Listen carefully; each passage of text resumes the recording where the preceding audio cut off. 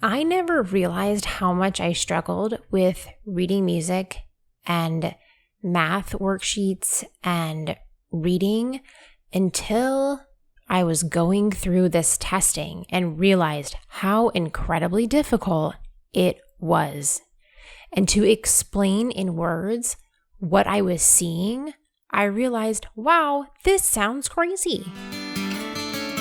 Are you overwhelmed by motherhood and barely keeping your head above water? Are you confused and frustrated by how all the other moms make it look so easy? You can't figure out how to manage the chaos in your mind, your home, or your family. I get you, mama. Parenting with ADHD is hard.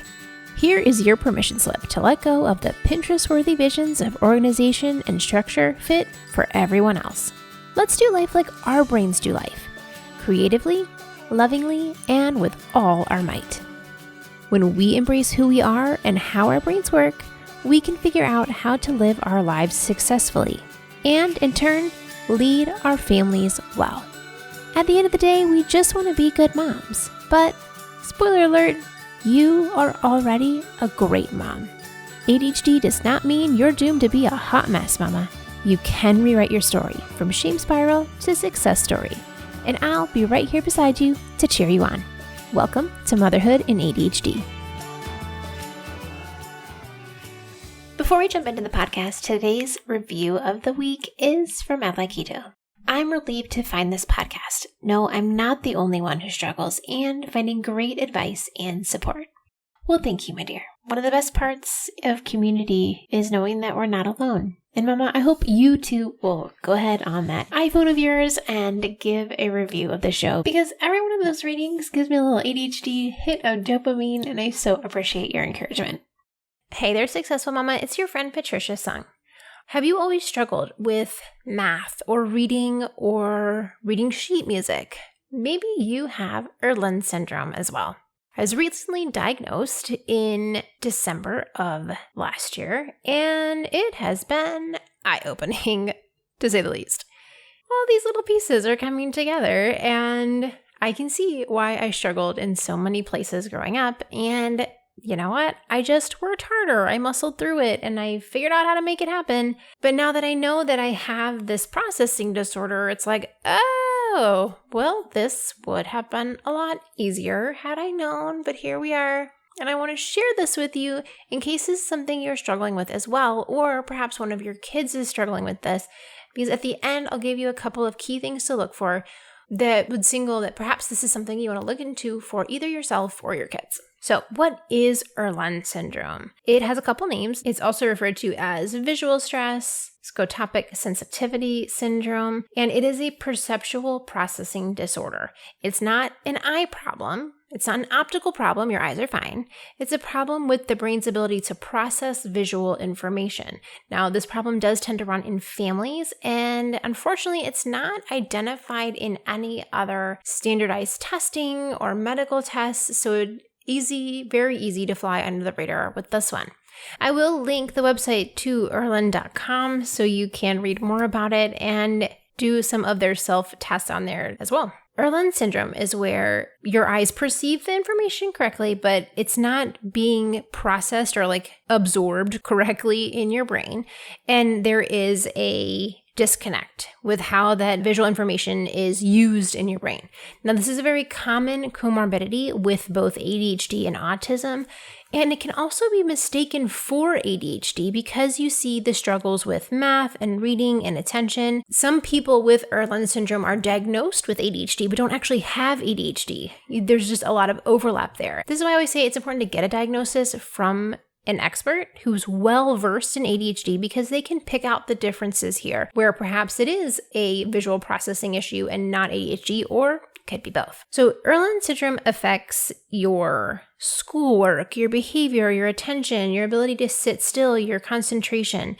It is a lot of work to process the incoming information, which means it's very taxing on your mind. And I can tell you that going through all this testing, I was so tired by the end of the test. And it was not a really long test, but it was so much work for my eyeballs to process or not my eyeballs, my brain, to process the information coming in. Because again, everyone's Irlen can present slightly differently, but it's things where the print looks different than it actually does. So when you're reading words, for me, the words will float up and the words will drop back. And so the text moves around the page. I did not know that not everybody does that. Hello, it's a thing.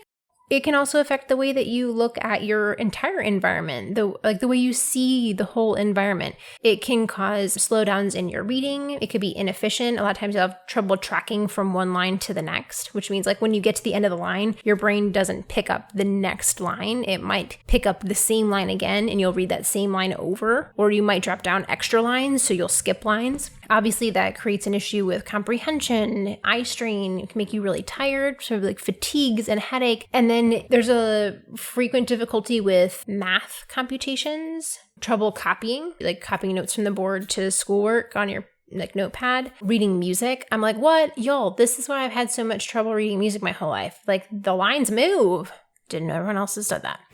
Or, I mean, I didn't know everyone else's lines didn't move. I'm like, y'all, I competed pretty highly in choral performance. And I'm like, I could have been so much better had I been able to read sheet music. All right, well, let's not get down that rabbit hole. And it can also affect us in terms of our sports performance, like depth perception. And we struggle with our hand-eye coordination. And then obviously, if you have all those struggles, you'll see low motivation, low self-esteem, a lot more stress. There's always more to the struggles that we have and then how it affects us as a person and our attitude and all that. One of the things that bothers me the most is actually light sensitivity. My husband is constantly joking about me and my sunglasses. I have sunglasses on all the time. I do not leave my house without sunglasses. I cannot see outside. It is too bright. A lot of times fluorescent lights bother me, like screens, and also driving at night. The headlights are extremely painful when I'm driving. Now, the very in-depth list of symptoms is on the Irlen website. So you can go in there and look at all these in detail. So don't feel like you have to remember all this. You can go and read it for yourself, if you have trouble reading. But know that they do have a detailed list of symptoms for you there. So when I think about reading problems, the ones that are hardest for me is I lose my place a lot. I do tend to read in dim light because my eyes are overwhelmed by the light. So it's something you can look for in your kids is, are they reading in dim light? Skipping words, skipping lines, going slowly, misreading words. One of the, I guess, standout symptoms for me is that I see rivers in the text. So the spaces in between the words create rivers on the page for me. That was like the best description that I saw somewhere. I'm like, oh, rivers, I have that. And you'll see that when in people's writing where, you know, I talked about earlier having trouble copying, but that means like you have trouble with spacing, letter sizes tend to be inconsistent, writing like uphill or downhill, an inconsistent spelling where sometimes it's right and sometimes it's wrong. The quote unquote sloppy or careless math errors, not lining up columns. And when for kids, like it's showing that their grade does not reflect the effort they're putting in or their actual knowledge. I also see this in my clumsiness where I have difficulty judging distances. So I'm crashing into things a lot. If you have a lot of bruises for banging into things, it could be you. And one of the things that stood out to me when we were doing the testing, she was showing me different math worksheets. And to me, they were all jumbled up. Like nothing was lined up. And I was just like, oh, why would somebody do this? This is pure torture to read this math worksheet. Like, why can't they just line up the problems? It'd be so much easier. And I said that out loud. The lady who's doing my testing looks at me and goes, Patricia, they are lined up. And when she put the paper, like the edge of the paper on the column, I could see that it was lined up. But without that paper there, it looked like the text was like weaving back and forth. Like it wasn't a vertical column. It like weaves to the left and weaves to the right. I was like, oh my goodness, this is why I had so much trouble doing those timed math tests in 5th grade. Like this is a standout memory for me is that we had 5 minutes to do 100 math facts and I could do the addition and the subtraction, but then when it got to the multiplication, it was way harder. And like even still, like most of the kids in my class got the addition and the subtraction on the first try, but I had to do them on a couple tries, and then I got to multiplication and it took me many tries. And then to division was like so many I don't even know that I ever passed the Division 1 all year long. And there were kids that had lapped me and had gone through it and done it in 4 minutes. And then they would circle back and try to do it in 3 minutes. And I hadn't even finished the first set. And it was like a distinctive memory in my mind of like, why can't I do this? I know all these math facts. Why can't I do them fast enough? And now I can say it's a combination of both Irlen and ADHD. But yeah, it's one of those moments where you look back and you're like, oh, good Lord. Okay. So once you understand this information and you have your strategies in place, here is how you can improve. It can improve your comprehension. You can read faster and longer. You'll be more accurate. You have less strain and fatigue, less headaches, less migraines, improving like the flow and fluency with which you read. Also improving your motivation, obviously academic performance, improved attention and comprehension, improving self-esteem. Like across the board, this will make a huge difference. And it's actually some really simple changes that we can make to help with this. So the testing involves 2 different appointments. In the first appointment, I went and answered questions about my feelings on reading, like what parts were hard for me, where did I struggle, looking at different types of text, reading like a page full of words, and it's in a different language so that it makes it, like you're not so much looking at the actual like understanding the words, but looking at the actual letters and like how are they moving, where do they go, do you see spots, do you see clouds, where do the letters go when you look at them. And we also looked at some math worksheets, pages that just had a bunch of numbers on them. That page like made my head hurt. It was the worst. It was like columns of numbers. Ugh. And then also looking at sheet music. So once the lady testing me went through all the different scenarios, she was able to determine, yes, I clearly do have Irlen Syndrome. And then we went for the first step is one of the really great, like super easy treatments is choosing a colored overlay. It looks like an old school transparency, but they're different colors. They have like the whole spectrum of the rainbow to choose from. And the key is that when you're looking at the paper with the color that matches for you, the white still looks white, even though it has a colored overlay on it. So like when I put a yellow transparency over the text, it looks like it has a hint of yellow to it. But when I put my colored overlays, which for me is 2 blues and a blue-gray, when I put those on top, the white paper, even though it's going through these colored plastics of different colors, like it still looks white to me. And that's like the key, where adding that color literally changes the way that your brain processes the information. Like it's totally wild how our brain works. So that is a pretty easy thing to do. You can carry the overlays around, especially for kids in school, try not to lose them, and be able to read the text so much easier than before. Do you wish there was a way to feel confident about your day? To know exactly where you need to be, when you need to be there, and what you need to do today. I know what it's like to buy 15 different planners and not use any of them for more than a week or 2. When you're tired of disappointing your family, your boss, and yourself. Imagine with me that tonight, when you look back at your day, you know that you did the things on your to-do list. You showed up well. You feel productive and accomplished.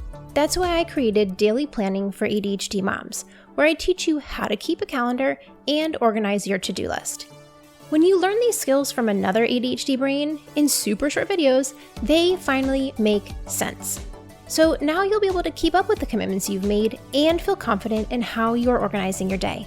You'll walk away with an easy to stick to 3-step system to keep up with your calendar and a simple way to sort through the giant to-do list and figure out what actually matters. Plus, we have a weekly accountability group so you can ask questions when you're stuck and jump back on the wagon when you fall off. Because you will fall off. That's just part of ADHD. But now you will know how to prepare for that. So if you're ready to figure out your day in a way that makes sense both for mom life and an ADHD brain, I want to help you make this happen. Join me at bit.ly/ADHD plan. That's bit.ly/ADHD PLAN. It's all lowercase letters. I cannot wait to see you feel confident and competent in how you run your family life. Another simple way to help out is to just use colored paper. So for me, my color family just generally runs in the blues. So I now keep blue notepads on hand. I use blue paper in the printer, and that just makes it a lot easier. Like, it isn't like the best, but it's significantly easier for me to read those things than on like a white piece of paper. Now, I will say that after all this testing, like, my brain was so tired. I had a really awful headache because it was a lot of processing for me to look at all of these things that were knowingly very difficult for me. So, like, very warning, afterwards, your brain hurts a lot. It's a little grumpy. Then I came back for part 2, and this is optional, of course, but what I really wanted to do, which I felt was a better fit for having ADHD, was having the colored glasses.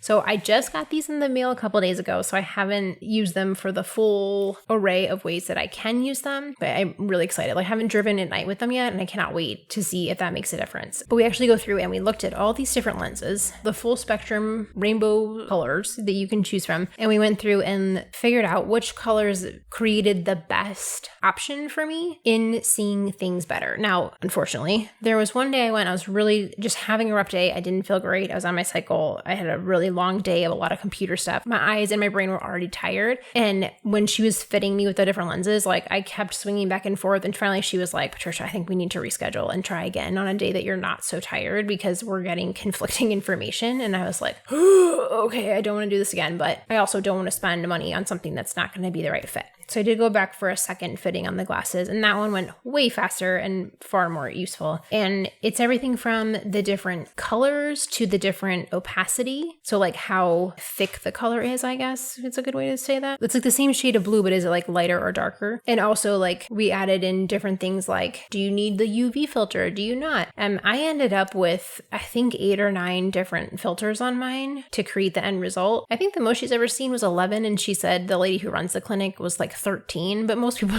don't need as many as me. But once we went through all that and put it together, it was like, this is the color that's going to fit. So you do need to provide your own frames. So you can go to any eyeglass place and get frames that you find comfortable, and you want the widest lens possible because you're trying to block out as much of the regular light that you can. And you can even do wraparound sunglasses if you are particularly sensitive. But you bring your frames in and they mail them off to the Irlen Center, where they put them together and mail them right to your home. Now, I just got my lenses probably 3 or 4 days ago, so I haven't used them in all applications yet, but I'm already finding that they're a huge help for working on the computer and even reading. The overlays in books are definitely helpful, but using the glasses is just easier because they're already attached to your head. You don't have to worry about carrying things around and what have you. Now, I will say that mine are pretty dark, so it looks like I'm wearing sunglasses. So if I'm on like a Zoom meeting, I look very much like I wear my sunglasses at night, which is fine. I don't mind. Given the situation, it just depends. But I do find that they make general life a lot easier. Like, it's just all these tasks that were harder before are now not. Now, I am excited to try them in regular life for things like, I'm really curious to see if it changes my depth perception in terms of, like, you know how I always banging into things or opening cabinets. The other day I opened a cabinet, like the uppers, into my glasses. Like, granted, I don't normally wear my regular glasses around. I'm usually wearing contacts. But, like, how close was that to my head that I had my glasses on my face? Like, So I'm interested to see how that makes a difference. We'll see how that plays out. Another really helpful tool that I will tag in the show notes is that there is a website that allows you to download a color filter onto your screen so that you can turn that on and off as you're working. So I do have the blue filter, and that's a little bit harder for me to set for myself, of like what was the exact right color, but it's definitely better than a regular white screen. It's really easy to swap in and swap out. You just do Control-Alt-I and it takes the filter off, and you hit it again to turn it back on. So these are the main 3 helpful tools that you get out of it, is that you can utilize the filter on your screen, you can use the glasses for everyday life, and then the overlays for reading. I also got from my assessment a letter of accommodation. So if you need that for work or for school, it allows the institution to know what it is that you need it for and why you need it, which, depending on where you are and perception, you may need that background. For me, obviously, I work for myself. I do what I want, and I don't need to prove anything to anyone at this stage in my life. But if you are in a situation where your child is at school or you're at work and they're like, why are you wearing these weird colored glasses? You have some paperwork to back it up. if you want to give it a try and see if this makes any difference for you, you can go to the Irlen website, which again will be in the show notes. And they have at the top of the screen on their website different buttons that you can click to choose different backgrounds for the screen, where you can see if a certain color just makes it easier for you to read. So in general, for me, things in the like gray, blue, purpley family are more helpful. Whereas like if I put like neon green, it's like, oh, somebody save me. It's awful. So you can play around with those different settings on their website as a really easy and quick way to try it out. They also have on their website some self-tests and a lot of good information. So you go in there and you can read all about it and see if this is something that seems to fit and will help you out. They have Irlen centers all over the US as well as international. So if this is something you want to look into, there's a good chance that there is one nearby you. Now, I do want to have a little word of caution here at the end, is that this is something we want to look for in our kids as well. As we mentioned before, it is hereditary, and you can look for some key things that might give you a little like, hey, red flag, that would help you look into this. The lady who was testing me, Marge, recommended one, you definitely want to keep an eye out in that third grade year-ish, in that vicinity, because this is when kids usually start to have trouble reading. Why? Because this is the point where in school you start switching from having like 1 or 2 sentences on a page to actual chapter books and reading in paragraphs. So whereas before, maybe they didn't have an issue tracking because there's only one line to follow, or there are a lot of picture books where they have colored backgrounds and it's not all on white paper with black text. There is a lot more variety, and obviously the stories are shorter.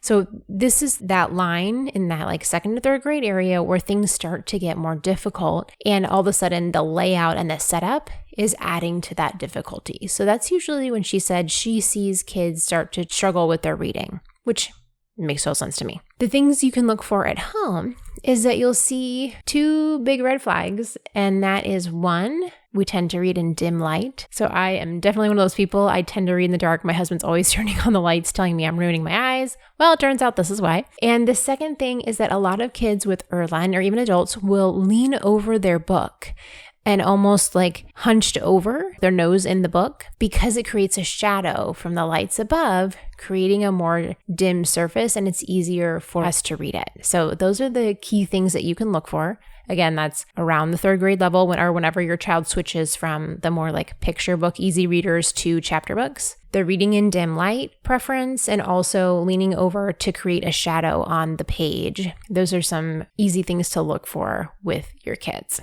So mama, if this is something that is ringing true for you, please take a look, investigate it, because the more that we know about our brains, the better we can start to serve. And on one hand, it's like, ugh, another problem, another thing that's wrong with me. Ugh, why? But I can't focus on all the things that are wrong because I will never crawl out of bed, right? This is another tool that allows me to lead a better life. This is another way that I can do my work without having headaches, that I can enjoy music again. Not even again. I love music, but it was always so hard for me to read music. I'm like love the actual like reading of music, and to have so much more ease in the task. It's like a little bit like ironic because I was such an avid reader as a kid. I would devour books. I loved reading, but that doesn't mean that it wasn't difficult. You can really love something that's very hard for you to do.